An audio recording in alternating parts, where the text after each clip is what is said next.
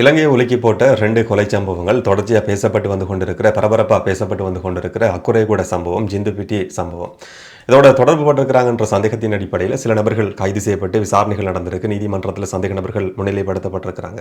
கைது செய்யப்பட்ட நபர்களில் நடத்தப்பட்டிருக்கிற விசாரணைகளில் பல தகவல்கள் தெரிய வந்திருக்கு. நாங்கள் நினைச்சு கூட பார்க்க முடியாத கிட்டத்தட்ட சினிமா பாணியில் திட்டமிடப்பட்டிருக்கிற ஒரு கொலை சம்பவமாக இது வந்து பதிவாகி இருக்கு.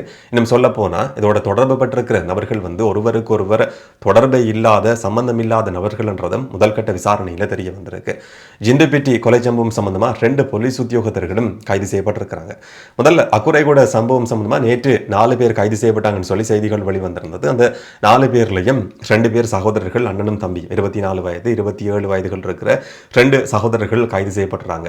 இந்த கொலை வந்து வெளிநாட்டிலிருந்து வழிநடத்தப்பட்டிருக்கு. கரந்தனிய சுல்தாவினுடைய வழிகாட்டலுக்கு அமைய வெளிநாட்டில் துபாயில தலைமறைவாகி இருக்கிற டுட்டு சொல்லப்படுற ஒரு நபருடைய வழிநடத்தலையும் நிபுண சொல்லப்படுற ஒரு நபருடைய வழிநடத்தலையும் தான் இந்த கொலை வந்து திட்டமிடப்பட்டிருக்கு, நடத்தப்பட்டிருக்கின்றது முதல் கட்ட விசாரணையில் தெரிய வந்திருக்கு என்ற மாதிரியும் சில செய்திகள் வெளிவந்திருக்கு. கைது செய்யப்பட்டிருக்கிற 2 சகோதரர்களும் இன்னைக்கு கடுவல நீதிமன்றத்தில் முன்னிலைப்படுத்தப்பட்டாங்க. சந்தேக நபர்கள் என்ற அடிப்படையில் கைது செய்யப்பட்டிருக்கிற 2 சகோதரர்களும் நீதிமன்றத்தில் முன்னிலைப்படுத்தப்பட்டதும் 48 மணித்தியாலங்கள் தடுத்து வச்சு விசாரணை செய்யறதுக்கு, நாளைக்கு வரைக்கும் தடுத்து வச்சு விசாரணை செய்யறதுக்கு போலீஸுக்கு நீதிமன்றம் அனுமதி கொடுத்திருக்கு. இந்த வழக்கு விசாரிக்கப்பட்ட நேரம் இல்லாட்டி இந்த 2 சகோதரர்களும் நீதிமன்றத்தில் முன்னிலைப்படுத்தப்பட்ட நேரம் கிட்டத்தட்ட 100 சட்டத்தரணிகள் கடுவல நீதிமன்ற வளாகத்தில் கூடியிருந்தாங்கன்னு சொல்லி ஊடக செய்திகள் குறிப்பிடுது. பாதிக்கப்பட்ட நபர்கள் சார்பா கொலை செய்யப்பட்ட சட்டத்தரணியும் அவருடைய மனைவி சார்பாகவும் ஒரு ஜனாதிபதி சட்டத்தரணி முன்னிலையாகி இருக்கிறார். அந்த சந்தர்ப்பத்தில் இலங்கை சட்டத்தரணிகள் சங்கத்தினுடைய தலைவரும் நீதிமன்ற வழக்கு விசாரணை நடந்த நேரம் அந்த இடத்துல பிரசன்னமாகி இருந்தார்னு சொல்லியும் சில செய்திகள்ல பார்க்க முடிஞ்சது. ஆனா கைது செய்யப்பட்ட இன்னைக்கு நீதிமன்றத்தில் முன்னிலைப்படுத்தப்பட்ட அந்த 2 சகோதரர்கள் சார்பாகவும் எந்த ஒரு சட்டத்தரணியும் முன்னிலையாகல. 2 நாட்களுக்கு முதல்ல இலங்கை சட்டத்தரணிகள் சங்கம் ஒரு ஊடக சந்திப்பு நடத்தி முக்கியமான ஒரு விஷயத்தை அறிவிச்சிருந்தது. ஒரு சந்தேக நபர் சார்பா, சட்டத்தின் பார்வையில் சந்தேக நபர் இருக்கிற நபர் சார்பா எந்த ஒரு சட்டத்தரணியும் எந்த ஒரு சந்தர்ப்பத்திலையும் முன்னிலையாக முடியும், யாரும் விமர்சிக்கவோ கேள்வி கேட்கவோ முடியாதுன்னு சொல்லி இலங்கை சட்டத்தரணிகள் சங்கம் குறிப்பிட்டிருந்தது. என்னன்னு சொன்னா, சுட்டு கொலை செய்யப்பட்ட அந்த சட்டத்தரணி வந்து ஒரு பாதாள குழுவினுடைய தலைவன் சொல்லி அடையாளப்படுத்தப்பட்ட நபர் சார்பான வழக்குகளில் முன்னிலையாகி இருந்தார். அதுக்கு முதல்ல இன்னும் ஒரு பாதாள குழுவினுடைய தலைவன் சொல்லப்பட்ட நபருடைய வழக்குகளில் முன்னிலையாகி இருந்தார். அவருடைய தகவல்கள் இன்னும் ஒரு குழுவுக்கு கொடுக்கப்பட்டிருந்தது. அதுக்கு பழிவாங்கிற மாதிரி தான் அந்த கொலை சம்பவம் நடத்தப்பட்டிருந்தது என்ற மாதிரி செய்திகள் வெளிவந்திருந்தது. அப்ப இலங்கை சட்டத்தரணிகள் சங்கம் குறிப்பிட்ட ஒரு விஷயம் தான், இந்த மாதிரி பாதாள குழுவினுடைய தலைவன் சொல்லி அடையாளப்படுத்தப்பட்டாலும் சட்டத்தின் பார்வையில் வந்து எல்லாருமே சந்தேக நபர்கள், தீர்ப்பு கிடைக்கும் வரைக்கும் இப்ப யார் சார்பாக சொன்னாலும் எந்த ஒரு சட்டத்தரணியும் முன்னிலையாகலாம், இந்த கேள்வி முடியாது என்ற மாதிரி சட்டத்தரணிகள் சங்கம் குறிப்பிட்டிருந்தது. ஆனால் இன்றைக்கு அந்த அண்ணனும் தம்பியும் நீதிமன்ற வழக்கு விசாரணைக்கு முன்னிலைப்படுத்தப்பட்ட நேரம் நீதிமன்ற வளாகத்தில் கிட்டத்தட்ட 100 பேர் கூடியிருந்தாலும் எந்த ஒரு சட்டத்தரணியும் முன்னிலையாகல. அந்த கொலையோட சம்பந்தப்பட்டு இன்னைக்கு கைது செய்யப்பட்ட நீதிமன்றத்தில் முன்னிலைப்படுத்தப்பட்டிருக்கிற சந்தேக நபர்கள் சார்பா சட்டத்தரணிகள் முன்னிலையாகணும், முன்னிலையாக கூடாது என்று சொல்றது என்னுடைய நோக்கம் கிடையாது. அதுக்கு பலருக்கும் பலவிதமான கருத்துக்கள், மாறுபட்ட கருத்துக்கள் இருக்க முடியும். ஆனால் இலங்கை சட்டத்தரணிகள் சங்கம் குறிப்பிட்டிருந்தது, தீர்ப்பு கிடைக்கும் வரைக்கும் ஒரு நபர் வந்து சந்தேக நபர் தான் சட்டத்தரணிகள் முன்னிலையாக முடியும் சொல்லி. தங்களுக்கு ஒரு பிரச்சனை வார நேரத்தில் வேற வழக்குகளில் வந்து யாரும் முன்னிலையாக போறது கிடையாது. ஒரு சட்டத்தரணி கொலை செய்யப்பட்டாருன்னு சொல்லி ஏதோ ஒரு விதத்தில் உதவி செய்த குற்றச்சாட்டின் அடிப்படையில் 2 பேர் கைது செய்யப்பட்ட நேரம் முன்னிலையாகிறதுக்கு எந்த ஒரு சட்டத்தரணியும் கிடையாது. ஆனா ஏதோ ஒரு விதத்தில் வந்து குற்றச்சாட்டு விமர்சனம் முன்வைக்கப்பட்ட சந்தர்ப்பத்தில் இல்ல எங்களுக்கு அரசியலமைப்பில் அதுக்கான அதிகாரம், உரிமை கொடுக்கப்பட்டிருக்கு சொல்றதுக்கு மட்டும் இலங்கை சட்டத்தரணிகள் சங்கத்தினுடைய தலைவரும் அதனுடைய உறுப்பினர்களும் தயாரா இருக்கிறாங்கன்றது கொஞ்சம் ஆச்சரியப்படக்கூடிய ஒரு விஷயம் தான். இன்றைக்கு நீதிமன்ற வழக்கு விசாரணையில் கிட்டத்தட்ட 100 சட்டத்தரணிகள் வந்து வழக்கு விசாரணைக்கு, வழக்கு நடந்த நேரம் நீதிமன்ற வளாகத்தில் கூடியிருந்தாங்களா. கைது செய்யப்பட்டிருக்கிற 2 சகோதரர்கள்ட்ட நடத்தப்பட்ட விசாரணைக்கு பிறகு இதை பற்றின பல தகவல்கள் தெரிய வந்திருக்கு. வெளிநாட்டில இருந்து இது எப்படி வழிநடத்தப்பட்டதுன்றது கண்டுபிடிக்கப்பட்டிருக்கு. முதற்கட்ட விசாரணைக்கு பிறகு அந்த தகவல்கள் ஊடகங்களுக்கு சொல்லப்பட்டிருக்கு. இந்த 2 சகோதரர்களுக்கும் எனக்கு தேவையான உதவிகளை செய்யறதுக்கு எந்த விதமான பணமும் கொடுக்கப்படலை. அதுக்கு பதிலாக கொடுக்கப்பட்டிருக்கிறது ஐஸ் போதைப்பொருள். ஐஸ் போதைப் பொருளை வாங்கி கொண்டு தான் இந்த 2 கொலையும் நடக்கிறதுக்கு உடந்தையா இருந்தார்கள் சொல்லி குற்றம் சாட்டப்பட்டிருக்கு. சில நாட்களுக்கு முதல்ல இந்த கொலை நடக்கிறதுக்கு சில நாட்களுக்கு முதல்ல அவங்களுக்கு வெளிநாட்டில இருந்து போன் பண்ணி ஒரு நபர் சொன்னாராம், இந்த வழிநடத்தின நபர் சொன்னாராம், நீங்க ஒரு இடத்துல போய் கார் ஒன்றை வாடகைக்கு பெற்றுக்கொள்ளுங்க, உங்களுக்கு சில வேலைகள் இருக்கு, அதை நான் தாரன் என்ற மாதிரி சொல்லி இருக்கிறார். டுட்டு என்ற நபர் தான் வந்து இவங்களை தொடர்பு கொண்டிருக்கிறாராம்.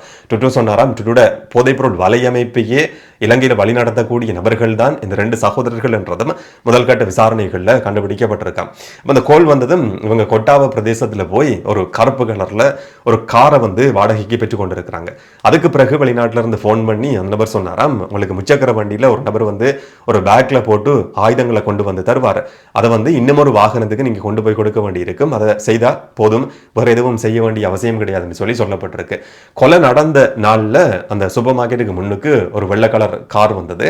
அந்த காருக்கு இந்த கருப்பு கலர் கார்ல வந்து அண்ணனும் தம்பியும் அந்த முச்சக்கர வண்டியில இருந்து பெற்றுக்கொண்ட ஆயுதங்களை கொண்டு போய் கொடுத்திருக்கிறாங்க.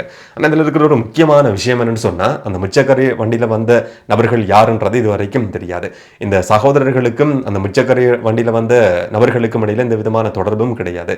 இந்த துப்பாக்கியை கொண்டு போய் கொடுத்த சகோதரர்களுக்கும் அந்த காருக்குள்ள இருந்த மற்ற 4 நபர்கள் இருந்தாங்கன்னு சொல்லப்படுது, அவங்களுக்கும் இடையில இந்த விதமான தொடர்பும் கிடையாது. ஒருவருக்கொருவர் தொடர்பே இல்லாத நபர்கள் தான் இதுல வந்து ஈடுபடுத்தப்பட்டிருக்கிறாங்கன்றதும் முதல் கட்ட விசாரணையில கண்டுபிடிக்கப்பட்டிருக்கு.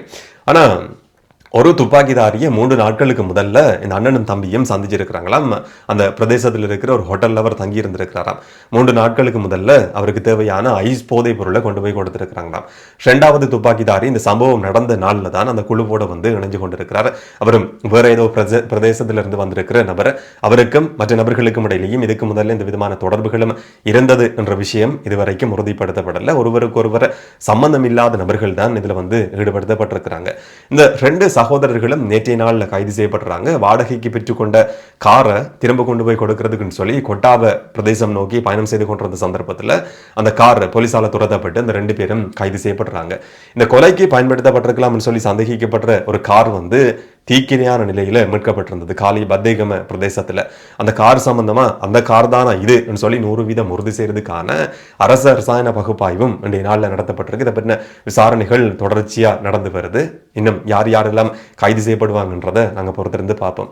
இந்த சம்பவம் சம்பந்தமா இன்றைக்கு நடந்த ஒரு ஊடக சந்திப்பில் அமைச்சர் விஜித ஹீரத்துக்கும் ஒரு தொலைக்காட்சி நிறுவனத்தினுடைய ஊடகவியலாளருக்கும் இடையில கிட்டத்தட்ட ஒரு விவாதமே நடந்திருந்தது. ஒரு தொலைக்காட்சி நிறுவனத்தினுடைய அந்த நிறுவனத்தின் தலைவர் வந்து ஒரு அரசியல்வாதியாகவும் இன்றைக்கு மாறி இருக்கிறார். அந்த நிறுவனத்தில் இன்னும் சொல்லப்போனா அரசாங்கத்துக்கு எதிரான ஊடக நிறுவனம். அந்த நிறுவனத்தினுடைய ஊடகவியலாளர் வந்து திரும்ப அமைச்சர் விஜித ஹீரத் வந்து கேள்வி கேட்கிறார். இது வந்து தேசிய பாதுகாப்புக்கு அச்சுறுத்தல் கிடையாது, இந்த மாதிரியான சம்பவங்கள் தொடர்ச்சியாக நடந்து வருது, அரசாங்கம் எடுத்திருக்கிற நடவடிக்கைன்னு சொல்லி கேள்வி கேட்கப்பட்டிருந்தது. அமைச்சர் விஜித ஹீரத் குறிப்பிட்டிருந்தார். அதை பற்றின விசாரணைகள் ஒரு பக்கம் நடந்து வருது. அதுலயும் குறிப்பா ராணுவ தலைமையகத்துக்கு பக்கத்துல இந்த சம்பவம் பதிவாகி இருந்தது. அப்ப புலனாய்வாளர்கள் அந்த நேரத்தில் வந்து என்ன செய்து கொண்டிருந்தார்கள் என்றதை பற்றியும் சில விசாரணைகள் ஆரம்பிக்கப்பட்டிருக்கு. எல்லா விஷயங்களையும் சொல்ல முடியாது, விசாரணைகள் தொடருது. இந்த மாதிரியான துப்பாக்கிச்சூட்டு சம்பவங்களுக்கு பின்னால் இருக்கிறது பாதாள குழு செயற்பாடுகள். இன்னும் சொல்ல போனா போதைப்பொருள் கடத்தல். இந்த போதைப்பொருள் கடத்தல் கும்பல் வந்து வளர்த்து விடப்பட்டது இதுக்கு முதல்ல இருந்து ஆட்சி காலகட்டங்களில். அதை வந்து ஒரே இரவுல வந்து முடிவுக்கு கொண்டு வர முடியாது. ஆனாலும் தொடர்ச்சியான விசாரணைகள் நடக்குது. இந்த போதைப்பொருள் கடத்தல் முடிவுக்கு வர்ற நாளில் இந்த மாதிரியான துப்பாக்கிச்சூட்டு சம்பவங்களுக்கு முடிவுக்கு வரும். உங்களை மாதிரியான ஊடக நிறுவனங்களின் உதவியும் தேவை, பொதுமக்களினுடைய உதவியும் அதுக்காக தேவைன்னு சொல்லி அமைச்சர் விஜித ஹீரத் இன்றைக்கு குறிப்பிட்டிருந்தார். 2வது சம்பவம் ஜிந்துபிட்டி துப்பாக்கிச்சூடு. 2 போலீஸ் உத்தியோகத்தர்கள் கைது செய்யப்பட்டிருக்கிறாங்க. இந்த கொலை நடந்த நேரத்தில் அந்த இடத்துல வந்து கடமைக்குன்னு சொல்லி 4 போலீஸ் உத்தியோகத்தர்கள் ஈடுபடுத்தப்பட்டிருக்கிறாங்க. ஜிந்துபிட்டி பிரதேசத்தில் தொடர்ச்சியா துப்பாக்கிச்சூட்டு சம்பவங்கள் பதிவாகி வருது. அதை கட்டுப்படுத்துறதுக்குன்னு சொல்லி போலீஸ் குழு ஈடுபடுத்தப்பட்டிருக்கு. ஒரு ஜீப் கொடுக்கப்பட்டு துப்பாக்கிகள் கொடுக்கப்பட்டு 4 போலீஸ் உத்தியோகத்தர்கள் கடமையில் ஈடுபடுத்தப்பட்டிருக்கிறாங்க. இந்த துப்பாக்கிதாரியும் அவர் பைக்ல ஏற்றி வந்த நபரும் இந்த போலீஸ் வாகனம் நிப்பாட்டி வைக்கப்பட்டிருந்த இடத்தை தாண்டி தான் போயிருக்கு. துப்பாக்கிச்சூடு நடத்தப்பட்டதுக்கு பிறகும் இந்த போலீஸ் வாகனத்தை தாண்டி தான் போயிருக்கு. 2 போலீஸ் உத்தியோகத்தர்கள் ஜீப்புக்குள்ள இருந்திருக்கிறாங்களாம். அந்த சம்பவம் நடந்த நேரத்திலேயும் துப்பாக்கிதாரிகள் அந்த இடத்துல இருந்து தப்பி போன சந்தர்ப்பத்திலேயும் ஜீப்புக்குள்ள 2 பேர் இருந்திருக்கிறாங்க. ஒருத்தர் வந்து சாஜன், இன்னொருத்தர் வந்து கான்ஸ்டபிள். இந்த 2 பேரும் அரெஸ்ட் பண்ணப்பட்டிருக்கிறாங்க. ஒருத்தர் கையில T56 ரக துப்பாக்கி இருந்திருக்கு, மற்றவருடைய கையில வந்து ஒரு ரிவால்வர் இருந்திருக்கு. ஆயுதங்களை வச்சிருந்தும் கூட அந்த துப்பாக்கிதாரிகள் அதை கடந்து போயிருந்தும் கூட எந்த விதமான நடவடிக்கையும் எடுக்கல. இந்த துப்பாக்கிச்சூட்டு சம்பவத்தை தடுக்கிறதுக்கு இவங்க வந்து கடமையை சரிவர செய்யல என்ற குற்றச்சாட்டின் அடிப்படையில் 2 பேரும் கைது செய்யப்பட்டிருக்கிறாங்க.